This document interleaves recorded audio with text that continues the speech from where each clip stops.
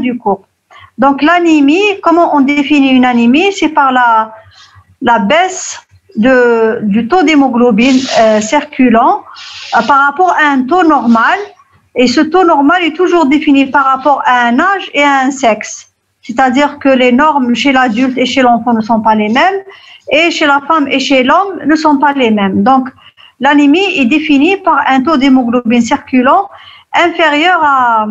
Pardon, il faut que j'admette en même temps les étudiants. Donc, inférieur à 12 grammes chez la femme, inférieur à 14 grammes chez l'homme, et inférieur à 10 grammes chez l'enfant. L'anémie a deux mécanismes. Elle peut être d'origine centrale, c'est-à-dire que l'hémoglobine ou bien le sang, les globules rouges ne sont pas fabriqués de manière normale au niveau médulaire, ou bien d'origine périphérique, c'est-à-dire que on a des globules rouges fabriqués au niveau médulaire et ils sont détruits en périphérie par mécanisme congénital ou acquis. Donc l'anémie peut être de mécanisme périphérique ou central. Un seul symptôme commun, c'est quoi ça? Ok, vous pouvez mettre le diapo en plein écran. Oui, alors là, diaporama. Ok. Et comme ça, c'est bon? Allô? Oui, c'est bon. Oui. Bien. Merci, madame. Un seul symptôme commun à toutes les anémies, c'est la pâleur de la peau et des muqueuses. Quelle que soit l'origine de l'anémie ou la cause de l'anémie, elle s'exprime de la même manière, c'est-à-dire par une pâleur cutanéo-muqueuse. Le diagnostic étiologique sera évoqué sur les autres signes cliniques accompagnant l'anémie. Il sera confirmé par les examens complémentaires. C'est-à-dire que l'anémie, c'est un symptôme qui va être... oh là là. L'anémie, c'est un symptôme qui peut s'inscrire dans le cadre d'une maladie, et cette maladie finit par tous les autres symptômes qui accompagnent l'anémie. Ou bien, les autres symptômes qui vont accompagner l'anémie, ils vont définir sa cause. Ok? Il existe plusieurs types d'anémie. On va détailler ceux les plus courants et qui ont des expressions buccales et parodontales. C'est ce qui vous intéresse, vous, les chirurgiens dentistes. Les signes stomatologiques sont particuliers pour chaque type d'anémie. Les principales anémies, on commence par l'anémie microcytaire hypochrome. Ça, c'est un caractère biologique, la microcytose et l'hypochromie. C'est quand vous avez l'anémie, elle est définie par la baisse de l'hémoglobine, comme on vient de voir. La microcytose est définie par un taux bas de VGM, volume globulaire moyen, qui est inférieur à 80 femtolitres. Et l'hypochromie est définie par une baisse du taux de TGMH et CCMH par rapport à la normale. 32 et 33, 27 et 33 microgrammes. Donc les anémies microcytaires hypochromes, elles sont dues à une insuffisance de la synthèse de l'hémoglobine. La première cause et la plus fréquente, c'est l'anémie ferriprive, c'est-à-dire par carence en fer. Les anémies ferriprives sont les plus fréquentes des anémies, notamment dans les situations où l'utilisation du fer est la plus importante, c'est-à-dire là où l'être humain consomme le plus de fer. Il a il a besoin de beaucoup de fer pour fabriquer, pour faire face à ses besoins. Ces cas particuliers, c'est quoi? C'est l'enfance. L'enfant en pleine croissance, il a besoin pour sa croissance d'une fabrication beaucoup plus importante d'hémoglobine qu'à l'état normal. La grossesse, parce que la grossesse, c'est pour la maman et le bébé. Les grossesses répétées, à chaque fois qu'il y a une grossesse, il y a une partie du fer des réserves qui va vers le bébé pour fabriquer ses globules rouges et la maman se trouve privée. Les règles abondantes parce que c'est un saignement, donc c'est une perte exagérée. Donc les situations où l'utilisation de fer est importante, c'est quoi? C'est soit quand on a un besoin exagéré, c'est surtout dans les situations de croissance, ou bien les grossesses parce qu'on a un besoin exagéré, ou bien quand on a une perte exagérée. Par exemple, chez la femme, c'est en cas de règles abondantes ou répétées, rapprochées, etc. Alors, tous les saignements chroniques peuvent conduire à une anémie fériprive, même si c'est des saignements de petit volume, c'est des saignements occultes, mais le fait qu'ils soient répétés et chroniques dans le temps peuvent induire une anémie. L'anémie fériprive a pour étiologie, comme je vous ai dit, l'insuffisance d'apport alimentaire par rapport aux besoins. Si on a un adolescent en pleine croissance ou bien un enfant en pleine croissance et il n'a pas un apport important, conséquent, et donc il sera dans l'insuffisance d'apport. Les pertes excessives comme les hémorragies, quelle que soit leur origine, non compensées par une fabrication à la hauteur des pertes. Et les anomalies de l'absorption du fer au niveau de l'intestin, maladie cœliaque ou maladie de Crohn. Donc dans ce cas de figure, on n'a pas d'excès de perte ni d'insuffisance d'apport. On a un taux correct de fer qui est amené par les aliments, mais il y a un problème d'absorption au niveau intestinal, comme la maladie cœliaque ou bien la maladie de Crohn. D'ailleurs, la maladie de Crohn, c'est les deux à la fois. C'est le fait qu'il y a un saignement, parce que la maladie de Crohn, l'intestin saigne à bas bruit, et puisque c'est l'intestin qui est malade, donc il y a un problème d'absorption. Alors, les signes cliniques, c'est comme toutes les anémies, c'est une asthénie, une fatigue exagérée, une anorexie, des céphalées, c'est des signes d'intolérance, une tachycardie. Et sur le plan physique, c'est une pâleur cutanéo-muqueuse, donc cutanée et muqueuse. Et vous avez les troubles, comme je vous ai dit, les signes qui accompagnent le symptôme de l'anémie. Cette fois-ci, c'est les troubles des phanéres. On les nomme troubles des phanéres.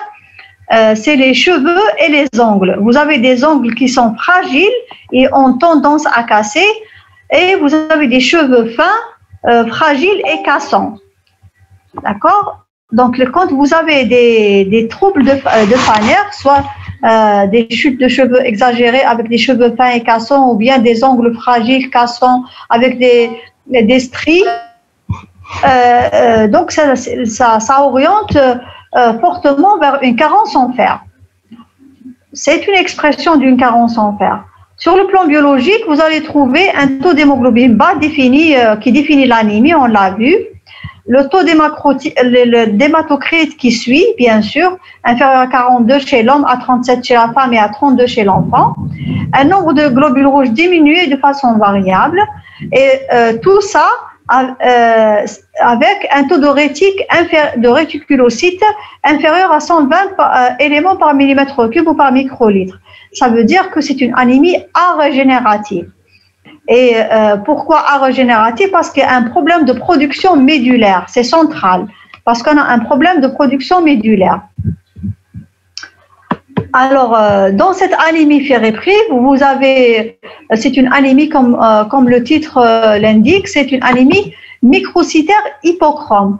Donc, microcytaire avec un taux de VGM inférieur à 80 femtolitres au microcube et une CCMH inférieure à 32. Et vous avez un fer sérique bas à 0,6 microgrammes par décilitre au milligramme par litre. Alors, je vous montre là un frottis sanguin et vous voyez, ça c'est les points bleus, c'est les plaquettes, et là c'est les globules rouges. Vous voyez, c'est des globules rouges qui sont au fait pas rouges, ils sont vides d'hémoglobine, et les globules rouges ne gardent que la membrane, vous voyez. Et ces globules rouges qui ne gardent que la membrane, on les appelle annulocytes. Et vous avez quelques cellules avec des points au milieu, c'est les anomalies de forme de globules rouges, mais surtout dans l'anémie fériprive, vous aurez ce type de globules rouges, les globules rouges qui sont vides de leur hémoglobine et ne gardent que la paroi sous forme d'anneaux. C'est pour ça on les appelle annulocytes. Et vous voyez que c'est de petite taille, des microcytes, des globules rouges très petits. Et donc là, c'est la microcytose et l'hypochromie qu'on voit au cours de la carence en fer. Alors, quelles sont les manifestations buccales et parodontales dans ce type d'anémie? C'est une inflammation muqueuse et gingivale. Donc, ça s'exprime par une gingivite et une parodontite qui est indolore. Donc, les muqueuses sont enflammées, mais le patient n'a pas mal. La muqueuse buccale est pâle. Donc, je vous ai dit tout à l'heure que c'est une pâleur cutanée et muqueuse. Donc, la muqueuse buccale est pâle, elle est mince et elle est souvent sèche. La langue, elle est dépapillée, lisse, avec sensation de brûlure. Et on peut voir même dans les cas avec une anémie sévère et très chronique, des ulcérations aftoïdes au niveau de la pointe et des bords de la langue et au niveau de la face interne des joues. Et le signe le plus caractéristique de la carence en fer, c'est la perlèche commissurale, appelée chéléite angulaire. On va voir ça en photo. Là, c'est la langue, comme je vous ai dit, elle est complètement dépapillée. Et là, vous voyez la même chose, une langue dépapillée. Et la perlèche, c'est la commissure labiale qui est fissurée. Vous voyez de part et d'autre, la commissure labiale, elle est fissurée. Alors, cet aspect est très caractéristique d'une carence en fer. Donc, vous voyez une glossite, c'est-à-dire une inflammation de la langue atrophique parce qu'il y a une atrophie des villosités linguales et une perlèche. Est-ce que c'est bon jusque-là pour l'anémie ferriprive? Allô? Oui, madame. Vous me suivez, il n'y a pas de problème? Oui. Oui. Très bien. OK. On passe aux thalassémies. Toujours, on est dans le titre des anémies microcytaires hypochromes, parce que les thalassémies aussi, c'est des anémies microcytaires hypochromes. Donc, les thalassémies, c'est une anomalie héréditaire de la synthèse d'hémoglobine. Tout à l'heure, on a vu, il y a un déficit de synthèse d'hémoglobine parce qu'on n'a pas assez de fer. Parce que vous savez que pour chaque molécule d'hémoglobine, il nous faut 4 molécules de fer.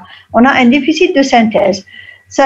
Cette fois-ci, il y a une anomalie de synthèse, mais de manière héréditaire, de la synthèse d'hémoglobine. Il en existe plusieurs formes, l'alpha-thalassémie, la bêta, la gamma et la delta-bêta, selon la tête des chaînes de la molécule de globine.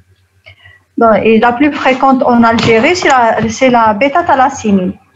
Ou bien les composites bêta-thal avec autre chose, on va voir ça tout à l'heure. Donc, l'expression clinique, c'est toujours une anémie, comme n'importe quelle anémie. Et c'est surtout la pâleur cutanéo-muqueuse. Bon, pour la fièvre et les frissons, parce que c'est des malades qui sont fragiles, ils font des infections, mais ce n'est pas en rapport direct avec l'anémie. Ils peuvent faire des malaises parce que l'anémie peut être importante. La faiblesse ou l'asthénie ou la fatigue, c'est la même chose. Et une hépatosplénomégalie, ce qui est caractéristique, c'est l'hépatosplénomégalie avec l'ictère. Donc, c'est la triade d'hémolyse. Ça s'appelle triade d'hémolyse, c'est-à-dire une pâleur cutanéo-muqueuse avec un ictère conjonctival, voire cutané, quand c'est important, et une splénomégalie. L'association de ces trois critères, pâleur, ictère, splénomégalie, ça s'appelle la triade d'hémolyse. Et vous pouvez avoir aussi une hépatomégalie. Le faciès devient mongoloïde, crâne entoure, un nez à base élargie et plat, avec un hyperthyroïdisme et des yeux bridés. Ça, c'est des malformations des os du crâne, parce que la moelle, elle est hyperplasique, elle travaille beaucoup, et le fait qu'elle travaille beaucoup, elle finit par s'hypertrophier et de se déformer et donner ce fameux faciès mongoloïde chez les bêta-thalassémies qui ne sont pas bien pris en charge, c'est-à-dire les bêta-thalassémies majeures qui sont pas transfusées de manière optimale, et donc ils ont ce déficit chronique en hémoglobine et cette réponse exagérée de la moelle à essayer de faire face à ce déficit périphérique, enfin central au fait, et donc les os s'hypertrophient et se déforment et ça donne cet aspect de faciès mongoloïde. Mais si le patient est bien pris en charge sur le plan transfusionnel, les patients ne font pas ces malformations. Okay. Alors, l'expression radiologique, c'est un épaississement de la voûte crânienne et un aspect en poil de bronze. Ça, c'est des spécialistes en hémato qui le cherchent. Enfin. Vous voyez ici le faciès mongoloïde, donc des yeux bridés, une base de nez qui est aplatie et un crâne entoure. Le frottis sanguin nous montre une anisopoikilocytose, c'est-à-dire une anomalie de forme et de taille des globules rouges. Vous aurez des globules rouges de petite taille ou de taille moyenne avec ou même des fois de grande taille. Donc c'est l'anisocytose, c'est l'anomalie de taille. Et poikilocytose, c'est l'anomalie de forme. Donc vous aurez surtout des cellules cibles. Dans la bêta-thalassémie, c'est la fréquence des cellules cibles qui attire l'attention. Donc les cellules cibles, c'est comme vous voyez, là, le globule rouge est vide de son hémoglobine, il ne garde que la paroi avec un point central rouge. C'est comme la cible, là. Donc cellule cible, elle est là, c'est un peu déformé, mais elle est ici, avec présence d'érythroblastes au niveau périphérique. Vous voyez, ces globules rouges qui gardent leur noyau, c'est les érythroblastes. Normalement, les érythroblastes n'ont pas à être vus dans un frottis sanguin normal parce que c'est des cellules qui sont immatures, c'est les cellules progéniteurs des globules rouges. Si on les trouve dans la périphérie, c'est qu'il y a un problème, c'est que la moelle les libère au niveau à sortir en périphérie. Normalement, elle les libère pas. Et c'est un effet, le fait que la moelle, elle est hyperplasique, elle fabrique beaucoup les globules rouges. Donc, elle finit pour faire face à l'anémie périphérique par libérer même les cellules jeunes, même les érythroblastes. Et donc, on va voir en périphérie une érythroblastose avec à côté des anomalies des globules rouges sur le plan forme et taille. Les manifestations buccales et parodontales, ce qui vous importe, c'est ceci. Alors, vous aurez une hypertrophie des maxillaires supérieurs et des malaires entraînant une malocclusion et un prognatisme. Vous avez vu sur l'image là, vous avez vu que le patient ne ferme pas sa bouche bien, les dents ils sont en protrusion. Et il y a une hypertrophie du maxillaire supérieur et de l'inférieur. Vous avez cet aspect de dents ou de maxillaire qui est en avant par rapport à la face du patient. Alors, ça c'est pour la bouche, donc une hypertrophie des maxillaires supérieurs et des malaires entraînant une malocclusion. Et un prognatisme, une pâleur des muqueuses buccales et présence de gingivite, comme on a vu tout à l'heure, une langue dépapillée, ça c'est les anémies chroniques qui donnent ça, et sévère, une très mauvaise implantation dentaire. Donc, quand vous ouvrez la bouche d'une thalassémie, vous voyez qu'il y a une mauvaise implantation dentaire, souvent beaucoup de caries dentaires. Donc, on les envoie chez vous pour les soins. Et les dents peuvent présenter des modifications morphologiques avec de nombreux sillons, puits et fissures, ce qui n'est pas normal dans une denture normale. Sur le plan radiologique, vous aurez une ostéoporose, un élargissement des espaces trabéculaires et des raréfactions généralisées donnant un aspect en nid d'abeille. Des images circulaires au niveau des apex qui peuvent être confondues avec des images traduisant une pathologie périapicale. C'est lié à ce type d'anémie. Est-ce que c'est bon jusqu'à maintenant? Madame, s'il vous plaît, je peux poser une question? Oui. Les images circulaires au niveau des apex, c'est dû à quoi? C'était un remaniement osseux par rapport au fait que, comme je vous ai dit, il y a une hyperplasie érythroblastique au niveau des os. ça enfle partout et ça enfle même au niveau des dents et ça donne cet aspect d'image circulaire au niveau des apex. D'accord, merci. Donc, au fait, c'est un constat. Les dents ne sont pas impliquées dans l'hématopoïèse. Vous m'avez compris. C'est la moelle qui est impliquée dans l'hématopoïèse. La moelle qui se trouve au niveau des os plats du corps, c'est-à-dire le sternum, la voûte crânienne, le bassin, les côtes, même les os longs. Mais comme il y a une hyperplasie de la moelle partout dans les os, ça entraîne une hyperplasie des os, une ostéoporose et même ça retentit même tout ce qui est calcaire, même les dents. Et c'est un constat, les malades avec bêta-tal présentent ça sur leurs dents, si on fait une panoramique. Merci. On peut continuer. Oui. Très bien. Maintenant, on va voir toujours dans les anémies microcytaires hypochromes les anémies inflammatoires. Elles sont les plus fréquentes après les anémies par carence martiale. La diminution du fer sérique ne résulte pas d'une carence, mais d'une séquestration au niveau des macrophages. Le fer est présent, mais non utilisable. Cette fois-ci, ce n'est pas une carence d'apport ni un excès d'utilisation, mais un détournement du fer. Il est présent, mais il est détourné par les macrophages au niveau médulaire, donc il n'est pas utilisé par les cellules mamans des rouges qui sont des érythroblastes. Et on aura le même effet, c'est comme s'ils sont carencés, mais pas par le fer, mais le fer parce qu'il est détourné. Cette anémie est observée au cours des infections chroniques, de processus toxiques, les maladies auto-immunes et les tumeurs malignes. Donc, toute inflammation, quelle que soit son cause, peut s'accompagner d'une anémie inflammatoire.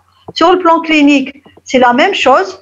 Il se plaint de pâleur, de fatigue, de tout ce qu'on a vu tout à l'heure, avec les signes liés au syndrome inflammatoire lui-même. Comme je vous ai dit tout à l'heure, l'anémie, c'est un symptôme et se trouve dans le cadre d'une maladie donnée et on s'oriente vers cette maladie avec les signes accompagnateurs. Dans les maladies inflammatoires, c'est les signes inflammatoires ou le syndrome inflammatoire qui accompagne une infection chronique. C'est un tableau d'infection chronique.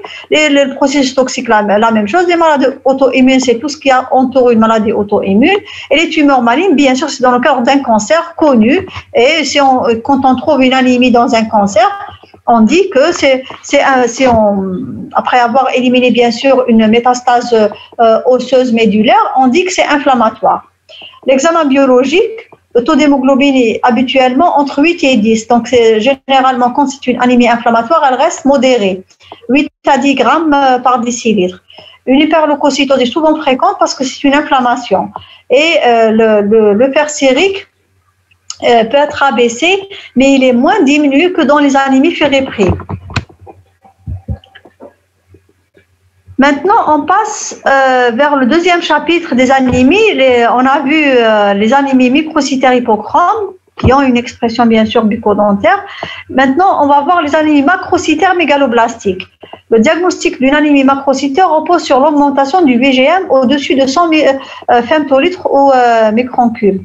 Donc, c'est une anémie, comme on vient de la définir, la baisse du taux d'hémoglobine et les indices hématimétriques qui accompagnent.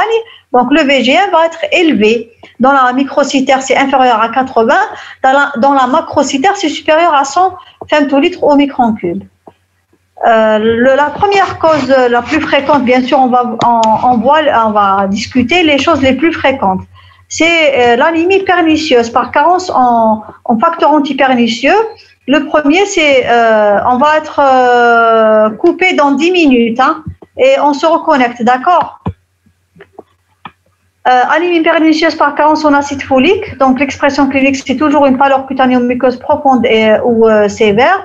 Le syndrome anémique est important, c'est-à-dire riche en symptômes, parce que l'anémie, souvent dans l'anémie pernicieuse, c'est quand le patient s'exprime, c'est quand il est en anémie sévère, et donc les signes sont importants à type de palpitation, dyspnée, asthénie et troubles de la sensibilité profonde. Elle accompagne donc c'est dans l'anémie pernicieuse, c'est le syndrome anémique, le syndrome digestif et le syndrome neurologique. Le syndrome neurologique n'est pas très important dans la carence par acide folique et par contre, il est très important dans la carence en B12. Donc, on peut avoir comme trouble neurologique dans la carence en acide folique des troubles de la sensibilité profonde. Donc, à l'hémogramme, on va trouver tous les caractères d'une anémie, comme on vient de l'avoir, avec un VGM supérieur à 100 microns cubes. La CCRH, elle est normale. On peut voir une leucopénie et une thrombocytopénie. Le frottis sanguin montre des macrocytes, donc des globules rouges de grande taille, voire des mégalocytes, donc des globules rouges de très grande taille.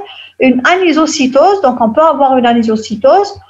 Surtout s'il s'agit d'une anémie mixte fer-folate, donc des microcytes en rapport avec le fer et des macrocytes en rapport avec l'acide folique.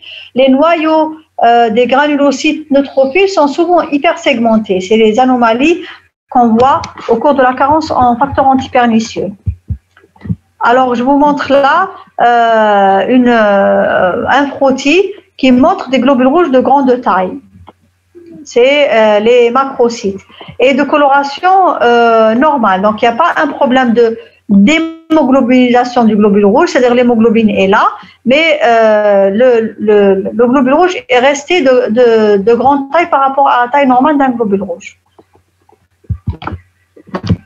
Alors, quand on a une anémie macrocytaire, on peut être amené à faire le médulogramme. Maintenant, on a les dosages d'acide folique sérique et de B12 sérique. On peut faire le diagnostic sans passer par une moelle, mais si on fait une moelle, ça va être une moelle très cellulaire, donc avec une hyperplasie érythroblastique. Donc c'est pour faire face à l'anémie, la moelle, elle produit en excès des érythroblastes et pour fabriquer en excès des globules rouges. Et la moelle, elle est bleue. C'est par rapport au fait, pas au cytoplasme basopile seulement, mais au fait des noyaux qui restent jeunes par rapport à une maturation normale du cytoplasme. Vous voyez là que le cytoplasme est toujours jeune avec la présence de nucléoles, si vous pouvez les voir là. Donc c'est un noyau qui est assez jeune avec la présence de nucléoles. Par contre, le cytoplasme, il est polychromatophile. Il continue sa maturation normale. Ok? Et donc cet aspect qui donne l'aspect de moelle bleue. Sur le plan bucco-dentaire, vous aurez une langue complètement dépapillée, vernissée, sensible à la chaleur et aux aliments épicés. Donc lisse et brillante, dite vernissée.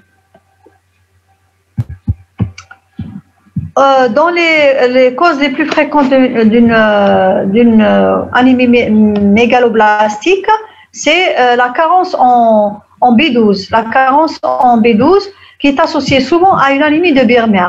Alors, elle est due à un manque en vitamine B12. Pourquoi? Parce qu'il n'est pas absorbé au niveau de l'estomac, parce qu'on a un problème soit au niveau de l'estomac elle-même, quand on a une atrophie de la muqueuse phendique, ou bien un manque en facteur intrinsèque qui est nécessaire à l'absorption de la vitamine B12 au niveau iléal.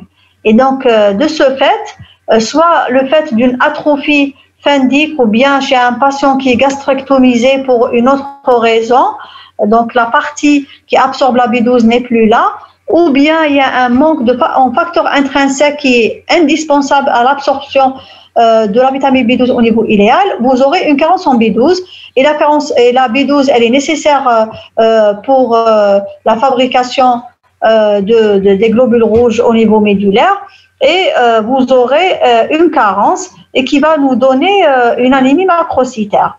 Cliniquement, c'est toujours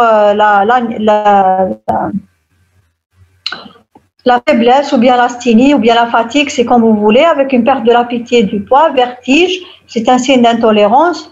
Et vous aurez en premier plan aussi les signes neurologiques type engourdissement et fourmillement des extrémités. la peau elle prend un teint jaunâtre et les cheveux sont gris.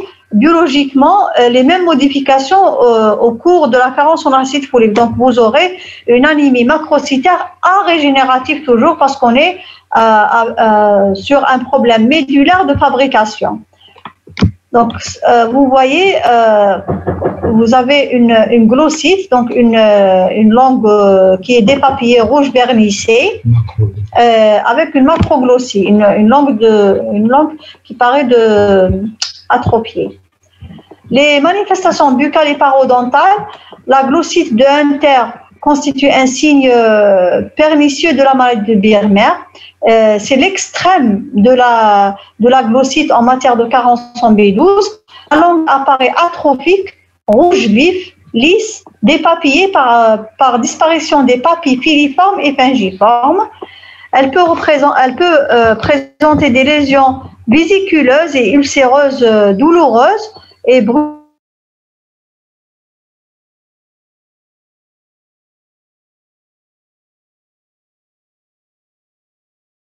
muqueuses buccales ont un aspect vernissé et brillant. Et les muqueuses, elles sont sèches du fait que les papilles absentes ne retiennent pas la salive. Et on peut aller jusqu'à une ulcération aftoïde récurrente. Voilà la glossite de Hunter. Vous voyez une langue qui est complètement sèche, dépapillée, lisse et vernissée et rouge. Et on peut avoir, comme je vous ai dit, au maximum des aftes.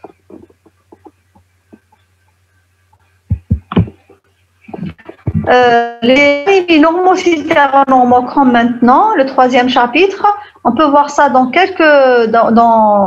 une catégorie d'anémies hémolytiques. Les anémies hémolytiques de manière générale résultent du raccourcissement de la durée de vie des hématies et une activité érythroblastique importante comme témoin de l'hyperréticulocytose. Et elle peut être due soit à une cause corpusculaire ou extracorpusculaire. Les causes corpusculaires, elles regroupent les maladies de l'hémoglobine, les enzymopathies et les maladies de la membrane érythrocytaire. Les extracorpusculaires, c'est les immunologiques, les toxiques, bactériennes, mécaniques et parasitaires. Donc, c'est une hémolyse immunologique ou par cause toxique, une hémolyse dans le cadre d'une bactériémie, des hémolyses mécaniques comme dans le cas des microthrombie généralisées et les causes parasitaires comme par exemple le paludisme. Alors ces anémies sont ou macrocytaires et régénératives parce qu'on est dans une hémolyse. Les hémolyses, que ce soit congénitales ou acquises, ils sont toujours régénératifs parce que les rouges sont détruites en périphérie pour une cause ou une autre et la moelle régénère pour faire face à ce déficit. Donc les réticulocytes sont nombreuses, plus de 300 000, donc très régénératifs. L'hypercatabolisme de l'hémoglobine se traduit généralement par une augmentation de la bilirubine non conjuguée, donc indirecte, qui peut conduire à une lithiase biliaire. C'est pour ça qu'on trouve des lithiases biliaires dans les hémolyses chroniques. Cliniquement, les plus importants, c'est un ictère, donc c'est la triade d'hémolyse, comme je vous ai dit tout à l'heure, la pâleur, l'ictère et la rate dans les hémolyses chroniques. Ces anémies hémolytiques s'accompagnent de lésions osseuses, en particulier du rachis et du crâne, comme dans la bêta-thalassémie, l'aspect en poil de brosse. L'aspect mongoloïde du visage, on l'a déjà vu, un aspect soufflé, pseudokystique des phalanges et des ulcères de jambes qui va être observé surtout dans la drépanocytose. On était sur la drépanocytose. Donc, je vous ai dit que c'est une anomalie corpusculaire liée à une anomalie de structure de la chaîne bêta de la globine par mutation. Au lieu que l'hémoglobine A est produite, et suite à une mutation, c'est l'hémoglobine S qui est produite. Donc, c'est une anomalie de l'hémoglobine qualitative. La drépanocytose homozygote se révèle dès la première enfance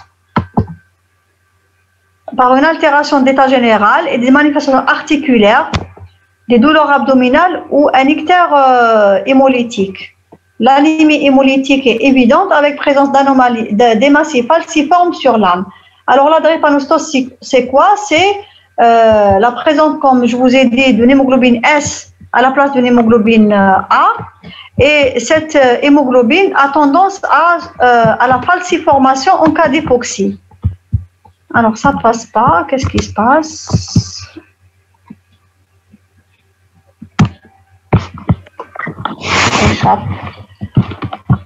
Je n'arrive pas à avancer sur les diapositives. Donc, j'échappe.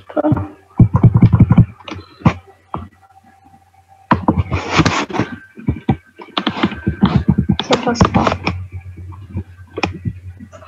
Qu'est-ce qui se passe? Ah, ça passe, très bien. Donc, vous voyez? Allô? Oui. Alors, je vous ai dit que ces globules rouges qui ont une hémoglobine S au lieu de la A, cette hémoglobine S a tendance les globules rouges ont tendance à la falciformation en cas d'hypoxie. Et vous voyez sur ce frottis sanguin, les globules rouges normalement ont une forme ronde avec une dépression centrale. Là, vous voyez ces globules rouges qui sont sous forme de faux. Ça, et là, et là. Ça, et ça, c'est les drépanocytes. Vous les voyez. Et ces drépanocytes, ils vont s'agréger au niveau des petits vaisseaux et conduisant à une occlusion de ces petits vaisseaux. Et cette occlusion va induire une hypoxie, comment dirais-je, une hypoxie, enfin pas une hypoxie, une nécrose derrière. Et cette nécrose va induire une douleur.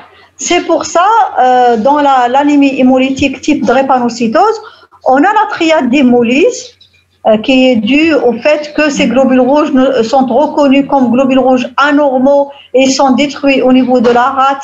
Et cette hyperdestruction induit une hyperbilirubinémie et une augmentation de la taille de la rate. Et donc, on aura l'anémie élictaire et la splénomégalie. À côté de ça, vous avez une symptomatologie douloureuse qui se manifeste dès le jeune âge. Donc, chez le petit enfant, c'est le syndrome même-pied. Vous aurez des enfants qui vont se plaindre de douleurs au niveau des phalanges et des pieds avec un œdème et des douleurs, c'est le syndrome même-pied, des douleurs abdominales. Et puis, chez un adolescent ou un grand enfant, ça sera les douleurs articulaires et les douleurs osseuses. Et chez l'adulte, ça sera des complications plus graves, un type de syndrome thoracique aigu, etc. Donc, ou bien un syndrome, un problème rénal, etc. Donc, les crises, ça s'appelle les crises vaso-occlusives, c'est-à-dire une occlusion des petits vaisseaux qui induisent une anoxie tissulaire, et cette anoxie tissulaire est douloureuse. OK? C'est du fait de cette falciformation en cas d'hypoxie.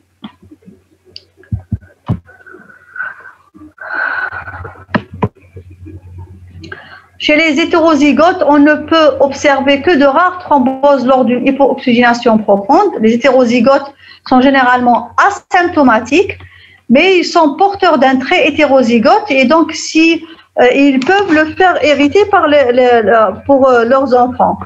Les doubles hétérozygotes, par exemple un père qui est S et une mère qui est C, ils peuvent avoir dans 25% des cas une SC. Dans 50% des cas, soit S, soit C, et dans 25%, un enfant sain. Donc, dans les 25% où l'enfant hérite un trait S de son père et un trait C de sa maman, ça sera une SC, et une SC très thrombotique parce que c'est le caractère thalassémique C aggrave la falciformation. Donc, les doubles hétérozygotes SC ont une hémolyse chronique avec une splénomégalie et surtout des thromboses osseuses, oculaires et spléniques plus fréquentes.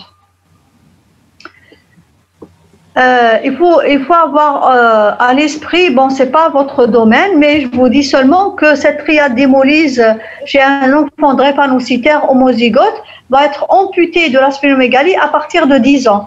Les enfants au-delà de 10 ans et les adultes drépanocytaires ne gardent que l'ictère et la pâleur. Pourquoi? Parce que ces microthrombes, comme je vous ai dit, et ces anoxytissulaires répétitifs, ils vont induire avec le temps à une asplénie. La rate va diminuer de volume le fait des micro-infarcissements répétés. Et une hémolyse chronique, normalement, c'est la triade d'hémolyse, comme la thalassémie ou la C. Mais en cas de S homozygote, vous n'aurez après 10 ans que l'ictère et la pâleur. Par contre, si vous avez une association, comme dans ce cas, une S-thalassémie, bêta-thalassémie ou une S-C-thalassémie, vous pouvez avoir une rate après 10 ans parce que c'est la fraction C ou TAL qui va garder la rate. Le risque majeur est la nécrose aseptique osseuse que l'on doit distinguer de l'ostéite dentaire qui nécessite parfois des interventions orthopédiques. Les manifestations buccales et parodontales, la muqueuse buccale est pâle ou de couleur jaune parce qu'on a un ictère. On a une hypominéralisation de l'émail et de la dentine, des taches sur l'émail qui peuvent se voir occasionnellement. On aura bien sûr une ostéoporose ou carrément une ostéosclérose, une perte de la trabiculation osseuse, ça sur le plan osseux de manière générale, un amincissement de la corticale des maxillaires, une diminution de la densité osseuse de manière générale, et une neuropathie du nerf mentonnier qui peut s'installer, et une paresthésie de la lèvre inférieure avec douleur mandibulaire.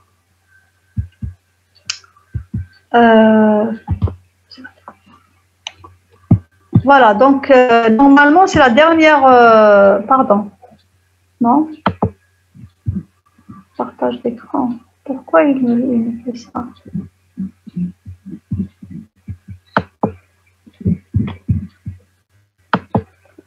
Alors, est-ce que vous avez des questions? Vous êtes toujours là? Oui, madame. Oui, on est là. Très bien. Est-ce que vous avez des questions?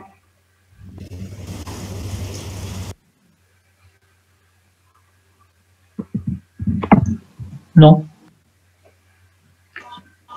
Donc, nous, les manifestations bucco-dentaires les plus importantes, c'est dans les hémolyses chroniques.